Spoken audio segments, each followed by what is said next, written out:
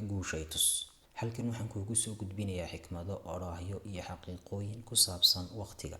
Ma ka warhaysaa hantida ugu qaalisan ee aad leedahay daawade? Hantida ugu qaalisan ee aadamuhu leeyihiin waa waqtiga. Waqtiguna waa ilbiriqsi lagu daray ilbiriqsi. Yaa kugu idhi waqti ma haysid?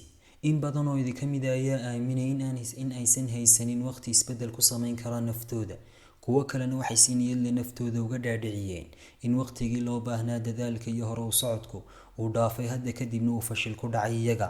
Waxaan la hadlayaa adigan gacmaha isa saartay, welina sugaya inuu nolosha guul ka gaadho.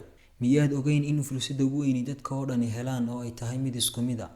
Qof waliba wuxuu haystaa maalin iyo habeen ka kooban 24 saac, laakiinse lagu kala duwan yahay hadba qofku siduu waqtigiisa u maamulo iyo siduu u maareeyo. Waxa tusaale fiican ku noqon kara baddu halkeeda ayay joogtaa. Dadka oo dhan qayb baa kala soo baxda luul, qayb baa kala soo baxda kalluun, qayb baa kala soo baxda dharkeeda oo qoyan. Sidaasoo kale adduunkuna halkiisa ayuu joogaa. Dadka oo dhan waxaynu ka helnaa waxaynu isku dayno. Waxa aad bartaa noloshaada in ay jiraan laba nooc oo dadka ah. Mid ku dhex jira badweyn oo u dabaalanaya halka uu markabku joogo, iyo mid kale oo taagan oo sugaya markabku inuu xaggiisa u soo dhaqaaqo isaga.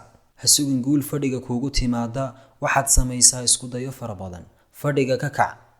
Wax kasta oo aragtay inay weyn yihiin oo adduunka yaala, ogow in markii hore ay ka bilowdeen fikrad yar, kana bilowdeen wax yar.